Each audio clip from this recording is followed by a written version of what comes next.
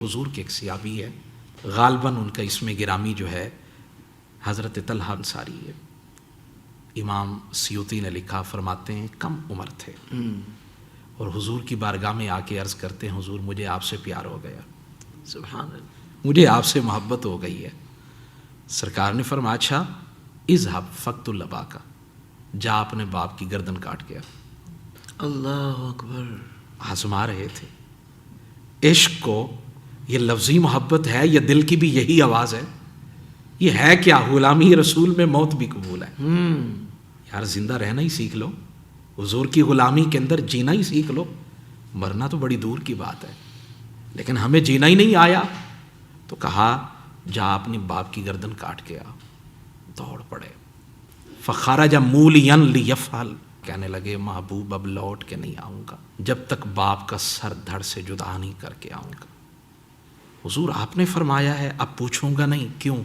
اللہ جہاں عشق ہوتا ہے وہاں چونکے چنا کے، وہاں کیوں والی بات ہی نہیں ہوتی ہے۔ عشق جو ہے، پیار جو ہے، محبت جو ہے، اور یہ تقاضا کرتا ہے ساری چیزیں پیچھے چھوڑ کر سب سے پہلے حضور کی محبت ہے۔ واہ واہ، فرماتے ہیں دوڑ پڑے، حضور نے فرمایا اسے واپس بلاؤ، میں رشتوں کو توڑنے نہیں آیا، میں تو دلوں کو جوڑنے آیا ہوں، کیا بات ہے، میں تو نفرتیں مٹانے کے لیے آیا ہوں، میں اجالا بانٹنے کے لیے آیا ہوں، سبحان اس لیے تھوڑی آیا ہوں، بلاؤ اسے واپس بلاؤ، حسن کردار سے نور مجسم ہو جا۔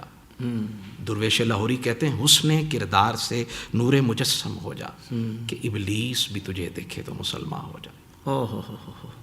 ابلیس بھی تجھے دیکھے تو مسلمان ہو جائے، تجھ سے مل کر گماں ہو، شاید میں پہلے بھی تجھ سے ملا ہوں، پہلے بھی ملا ہوں، لگتا ہے ہماری شناسائی برسوں پہلے کی، واہ واہ واہ، صدیوں پہلے کی ہے۔ حضور نے فرمایا اسے واپس بلاؤ، ہم نے تو تھوڑا سا آزمایا تھا، تو دوڑ ہی پڑا ہے۔ اللہ، فرمایا آپ نے جو کہا تھا، تو پھر لفظوں کی قدر و قیمت کو میں سمجھتا تھا، بس چند دن گزرے وہ بیمار پڑ گئے، اللہ، ان کا گھر تھا یہودیوں کی بستی میں، محبوب نے فرمایا چلو آج مزاج پرسی کر کے آتے، قبلہ حافظ صاحب لطف نہ آ جائے، مزہ نہ آ جائے، اللہ آپ کو صحت عطا کرے، آپ بیمار پڑ جائیں اور آپ کے مرشد فرمائیں چلیں آج حافظ صاحب کا حال پوچھنے جاتے ہیں، اللہ اکبر، چلیں آج حافظ صاحب کا حال پوچھنے جاتے ہیں۔ کیا بات، سینہ چوڑا نہیں ہو جاتا؟ سبحان اللہ، جذبات کی کیفیات اور جذبات کی معراج ہوتی ہے کہ میرا حال پوچھنے میرے خود مرشد آ رہے ہیں۔ فرماتے ہیں حضور علیہ الصلوۃ والسلام نے فرمایا چلو آج چلتے ہیں، پوچھ کے آتے ہیں، حال پوچھ کے آتے ہیں، مجھے چھیڑو نہ تبھی وہ، میں مریض مصطفیٰ ہوں، یہ دوا وہیں ملے گی، مجھے لے چلو مدینہ۔ واہ واہ واہ واہ، آج تو پتہ چلا کہ صحت صحت لوگ نعرے لگاتے ہیں، لیکن مجھے بھی کوئی ایسا مرض مل جائے جس کی وجہ سے میرے آنگن میں حضور آ جائے۔ واہ واہ واہ، سبحان اللہ، حضرت امیر خسرو کہتے ہیں زحال مسکی مکن تغافل، ورائے نینا بنائے بتیاں، کتاب ہجران ندارم میں جاں، نہ لے ہو کاہے لگائے چھتیاں۔ اللہ، حضور کرم فرمائے نا، آ جائیں نا میرے ویڑے میں، میرے آنگن میں آئیں، آپ کا گھر یہودیوں کی بستی میں ہے۔ حضور چل پڑے، جا کر حال احوال دیکھا، نگاہ نبوت سے چھپی تو کوئی چیز نہ رہی، تو دیکھا تو فرمانے لگے گھر والوں کو لگتا ہے وقت آخر ہے، قریب المرگ ہے، جب انتقال ہو جائے تو اکیلے نماز جنازہ نہ پڑھنا، مجھے بھی بلا لینا۔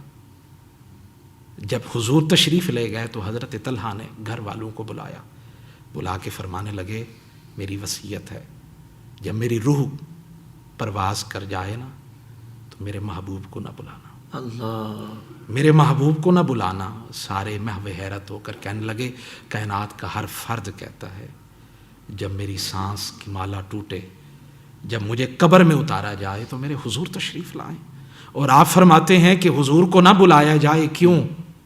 فرمانے لگے دل میرا بھی کرتا ہے کہ میرے آخری لمحوں کے اندر جب مجھے قبر کے سپرد کیا جا رہا ہو حضور آئیں، لیکن کیا کروں، میرا عشق مجھے اجازت نہیں دیتا۔ انی اخاف علیہ الیہود، میرا گھر ہے یہودیوں کی بستی میں، اور مجھے ڈر لگتا ہے رات کا وقت ہے، اس اندھیرے میں اگر میرے رسول آئیں گے، تشریف لائیں گے، اگر کسی ظالم نے چھپ کر حملہ کر دیا، اللہ، تو میں نہیں چاہتا میرے رسول صلی اللہ علیہ وآلہ وسلم کو تکلیف پہنچے۔